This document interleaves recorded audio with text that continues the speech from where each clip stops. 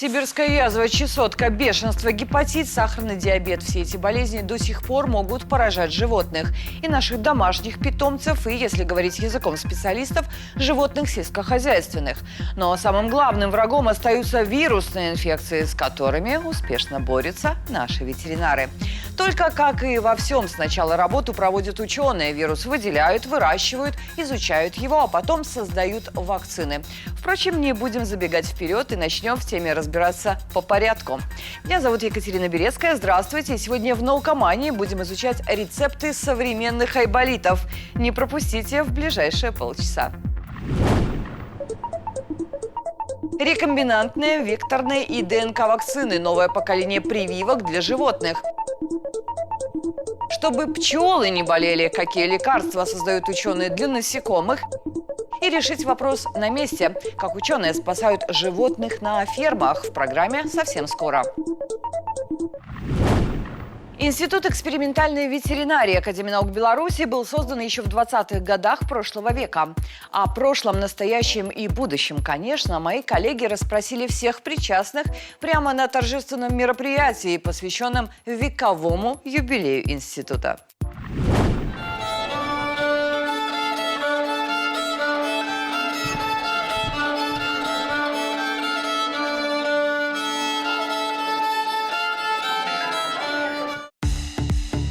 Целый век Институт экспериментальной ветеринарии НАН Беларуси разрабатывает новые способы диагностики и лечения заболеваний животных.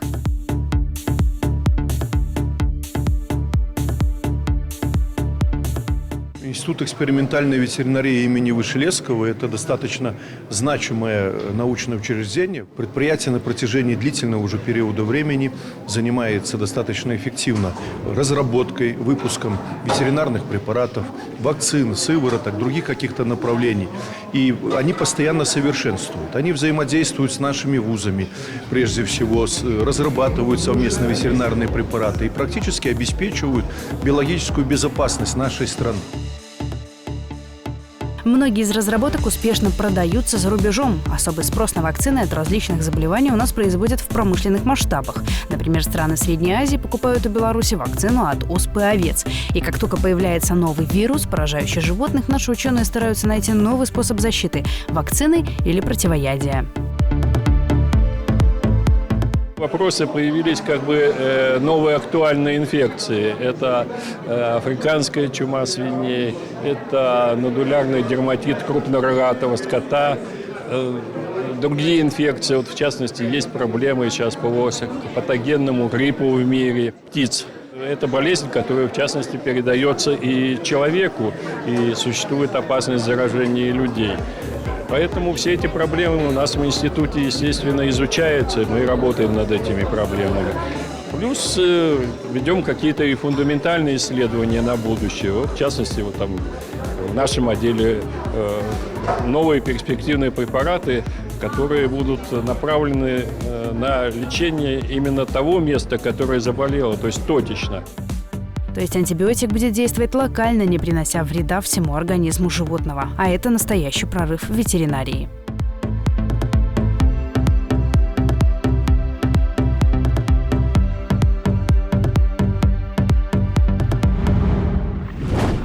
Мало кто знает, но самая большая коллекция смертельно опасных вирусов сегодня находится как раз в лабораториях Института экспериментальной ветеринарии нашей Академии наук. Тему продолжим с первым гостем «Наукомании». Дмитрий Сергеевич, здравствуйте. Здравствуйте. Дмитрий Сергеевич Борисовец, заведующий отделом вирусных инфекций Института экспериментальной ветеринарии Национальной академии наук Беларуси, кандидат ветеринарных наук, доцент. Я так правильно понимаю, что вот это та самая коллекция смертельно опасных вирусов для того, чтобы вам было удобно эти вирусы находить у наших животных? Да, безусловно. То есть все для работы? Да, конечно. По работе. Вы сейчас, я знаю, занимаетесь созданием вакцин нового поколения. Расскажите, пожалуйста, рекомбинантные, векторные и даже ДНК-вакцины. Что это и для чего это? Отдел вирусных инфекций Института экспериментальной ветеринарии уже более 50 лет работает над разработкой вакцин для ветеринарии. За это время было создано более 80 различных биопрепаратов для животных. Та технология, которая применяется для создания этих вакцин, это классическая технология. То есть, когда мы выделяем вирусный возбудитель, накапливаем его на культуре клеток, затем инактивируем его, если это убитая вакцина, и дальше вносим вспомогательные компоненты для формирования уже конечного продукта. Но, естественно, наука не стоит на месте, и развиваются новые направления, в том числе биотехнология, генная инженерия. И мы также движемся в этом же направлении. И в этом плане мы также развиваем направление разработки вакцин нового поколения. Это рекомбинантные вакцины, векторные вакцины, ДНК, РНК вакцины. В этом плане мы работаем тесно с Институтом биофизики и клеточной инженерии Национальной академии наук Беларуси. И основных два направления – это разработка векторных вакцин. Это вакцины, которые разрабатываются в отношении труднонакапливаемых вирусов, которые тяжело культивировать. В частности, это вирус респираторно-синцитиальной инфекции. И второе направление – это маркерные вакцины, когда специфический маркер мы встраиваем в геном вируса. И такие вакцины позволяют отличать вакцинированное животное от переболевшего. Это вот ДНК, да, вакцина? Нет, это не ДНК-вакцина, это маркерная вакцина. Они разрабатываются в основном для таких заболеваний, как инфекционный ринотрахеид, классическая чума свиней, вирус болезни Оески. Что касается ДНК-вакцин, то хочется отметить, что не всегда те технологии, которые работают в медицине, они приемлемы для ветеринарии. То есть, например, как показала пандемия COVID-19, разработанная ДНК-вакцина должна храниться в условиях при минус 80 градусов. То есть требуется наличие специализированного оборудования. То есть снабдить таким оборудованием наши животноводческие предприятия довольно проблематично. Поэтому, учитывая вот эти вот особенности хранения этой вакцины, здесь возникает масса трудностей. Хорошо, мы еще не объяснили, что такое рекомбинантная вакцина. Рекомбинантная вакцина – это когда мы вырезаем участок нуклеиновой кислоты вируса, который отвечает за выработку специфических белков иммуногенных. И этот участок мы встраиваем в какой-то вирусный вектор. То есть, как правило, это безопасный вирус, который не вызывает заболеваний у животных, но он является переносчиком нуклеиновой кислоты, встраивает в клетку и таким образом обеспечивает целый каскад иммунологических реакций, которые способствуют выработке соответствующего иммунного ответа. Знаю, что у свиней и диких кабанов обнаружено новое заболевание гепатит Е. У нас в стране зафиксировано, и стоит ли опасаться людям? Мы выявляли случаи гепатита. В период афганской войны были отмечены случаи заболевания наших военнослужащих и ставился диагноз гепатит А. Впоследствии академиком Балаяном в 1981 году из вируса, выделенного от военнослужащего, произведено самозаражение, в результате которого он стал первооткрывателем этого вируса. И, в принципе, считалось, что это заболевание, вирусный гепатит Е, оно более характерно для стран с жарким климатом при употреблении, например, некачественной воды. Впоследствии, в 2003 году, было установлено, что это заболевание может передаваться от животного к человеку. Именно при употреблении термически плохо обработанного мяса и печени от диких кабанов, от домашних свиней и от оленей. И впоследствии было установлено, что именно употребление термически плохо обработанного мяса является одной из причин данного заболевания. Можно профилактировать у животных вот эту историю? Я знаю, что вы как раз-таки занимаетесь разработкой мер профилактики. С 2016 года мы участвуем в международном проекте в рамках союзного государства. При выполнении данного проекта мы разработали диагностические тест-системы для диагностики с целью проведения мониторинга. Это в иммуноферментном анализе, в полимеразной цепной реакции. И одной из задач также была разработка системы профилактических мер. Это касается и медицины, и сельского хозяйства. То есть для человека это в большей степени соблюдение правил личной гигиены, это употребление в пищу хорошо термически обработанного мяса и печени. А также, например, если человек выезжает за границу, рекомендуется употреблять бутилированную воду. Что касается сельского хозяйства, то это в большей степени соблюдение правил безопасности на ферме, своевременная уборка и утилизация навоза, а также проведение дезинфекции и карантинирование животных при поступлении их на ферму. А как вообще вирус у животного вы обнаруживаете? Ну вот я так понимаю, вот эти тест-системы, да, какие-то? Ну, просто ж опять же, животное каждое не поведешь к ветеринару узнать, и он же не скажет, там у меня что-то болит, посмотрите. Да, безусловно. Особенность этого заболевания заключается в том, что свиньи, как правило, болеют бессимптомно. И обнаружить клинические признаки этого заболевания очень сложно. Поэтому здесь именно помогают лабораторные методы исследования, иммуноферментный анализ, полимеразная цепная реакция. Именно с этой целью мы и разрабатывали тест-системы, которая позволит в лабораторных условиях определять заболевших животных, а также после переболевания данной инфекции. Вот как раз в лаборатории вашего института отправились мои коллеги. Давайте посмотрим, что они там увидели.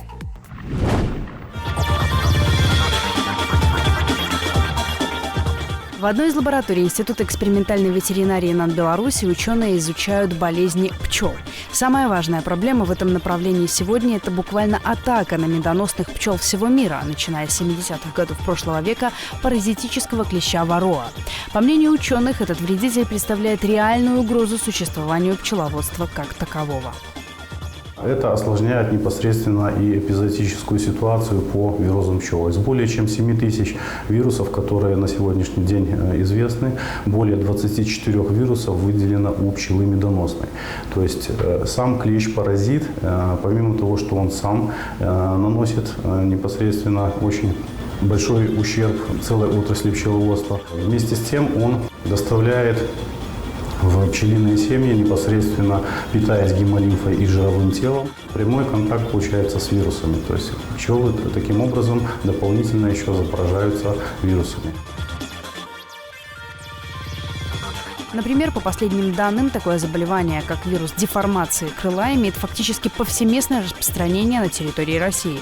И в Беларуси также фиксируются случаи этой болезни. Чтобы быть более наглядным, клещ представляет такое вот, можно сказать, такое льняное, видом из льняное семя. Вот видите, в этой баночке собрано большое количество клеща. Чтобы немножко сопоставлять размеры клеща и пчелы, я бы вам сказал, что клещ, паразитирующий на теле пчелы, это фактически вот для человека рюкзак размером где-то 20-24 килограмма на плечах. Вызывает клещ у личинок, куколок и взрослых медоносных пчел тяжелое заболевание вароа-тоз. Большинство препаратов от этой болезни токсичны и в некоторых случаях даже приводят к гибели пчелы. Нашим ученым удалось создать экологически чистый, безопасный и мягкий препарат. На сегодняшний день закончен научный проект, в рамках которого совместно с Институтом плодоводства отраслевой лаборатории пчеловодства был разработан ветеринарный препарат Телпан. Вот данный образец ветеринарного препарата. Эффективность использования препарата в зависимости от времени года составила более 95%. Сейчас ученые работают над созданием новых, не менее эффективных средств.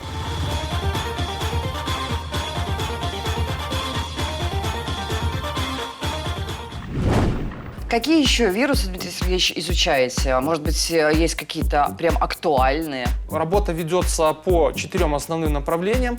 Это вирусы крупного рогатого скота, вирусы свиней, мелкого рогатого скота и вирусы плотоядных. Если перечислить, это, например, вирус бешенства животных, вирус оспы овец, вирус инфекционной ринотрахеита, вирусной диареи, репродуктивно-респираторный синдром свиней, вирус классической чумы свиней и многие другие. Всего около 20 вирусов, с которыми мы работаем. Но как-то же это все лечится, если что, если там происходит где-то в сельском хозяйстве какая-то вот нехорошая история. Мы, как правило, разрабатываем комплексные препараты. У нас отдельное направление – это разработка экологически безопасных препаратов, как альтернатив антибиотикам, разработка противовирусных препаратов. Это препараты на основе иммуноглобулинов, наночастиц биоэлементов, лактоферина, то есть вот такого плана препараты. Не могу не спросить, в последнее время частенько слышим то на одном хозяйстве, то на другом падеж скота. Причины могут быть разные, но к вам можно обратиться? Вы как-то эту проблему можете, хотя бы остановить этот процесс? Одной из услуг, которые оказывает институт для животноводческих хозяйств, это научно-практическая помощь. К нам часто обращаются животноводческие хозяйства по разным проблемным вопросам. В ответ на эти обращения институт отправляет специалистов, которые курируют разные направления. Это и инфекционный профиль, и паразитарные болезни, акушерско-гинекологические заболевания, нарушение обмена веществ, болезни конечностей. И для установления причин непроизводительного выбытия наши специалисты оценивают эпизоотическую ситуацию, смотрят состояние кормления, содержание животных на ферме. И в соответствии с этим проводится отбор биологического материала, лабораторные исследования для подтверждения диагноза. И уже получив какие-то результаты, дальше мы даем соответствующие рекомендации, корректируем схемы вакцинации и лечебно-профилактических обработок. То есть действуете вот в этой проблеме по ситуации, правильно понимаю? Да, естественно. Каждый раз ситуация разная, поэтому здесь нужен творческий подход. А есть какие-то, ну, скажем, вопросы, которые актуальны постоянно, их приходится, ну, решать ежегодно? Такие постоянные вопросы есть. Вы знаете, в целом вирусная инфекция, она, скажем так, стремится к тому, чтобы постоянно циркулировать в популяции животных. Для этого природой выработаны различные механизмы. То есть вирус может переходить в хроническую форму, затем активизироваться периодически, вспышки заболевания. Таким образом, мы должны подстраиваться под эти механизмы, изучать их и вырабатывать соответственные меры профилактики и лечения, которые позволят обеспечить благополучие страны. А сезонная история какая-то есть у животных? Вот люди там осенью стандартно ОРВИ, гриппы, да, ну, ковид. Сейчас, да, весной та же история. А вот с животными такое тоже? Да, безусловно. Эти заболевания имеют сезонность. Это, как правило, начало весны, конец осени. Также активизируются различные вирусные инфекции, наслаиваются бактериальные инфекции. И животные, естественно, заболевают, и уже как бы возникают клинические симптомы, на которые мы уже должны, как говорится, реагировать. Дмитрий Сергеевич, спасибо вам огромное. Было очень интересно. Мы не прощаемся. Я напоминаю, вы смотрите «Наукоманию». Сегодня изучаем методы работы современных айболитов. И смотрите далее. В хорошем настроении и с улыбкой на лице. Главное правило – создание клеток. И вирусы заучены, и животные целые. Почему все чаще ученые для опытов используют клеточный материал? И новые исследования в области ветеринарии. Расскажем о них очень скоро. Изучение вирусов животных сейчас практически невозможно без создания клеток. Такой метод и этические нормы не нарушает и дает точные результаты. Заинтриговала? Тогда не буду больше томить. У меня в студии заведующий отделом культур клеток и питательных сред Института экспериментальной ветеринарии Наталья Ивановна. Добрый день. Добрый день. Наталья Ивановна Костюк, заведующая отделом культур клеток и питательных сред Института экспериментальной ветеринарии Национальной академии наук Беларуси, кандидат ветеринарных наук, доцент.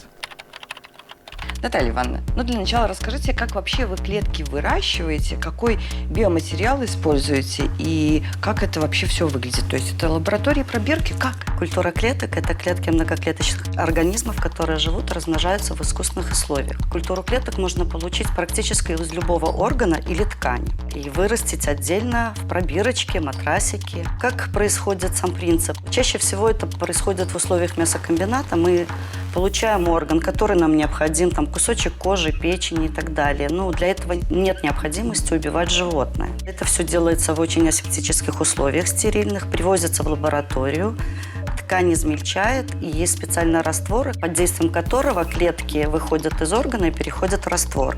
Это очень такой длительный, монотонный процесс, очень сложный, но его, в принципе, освоить может любой человек, если будет нравиться такая работа.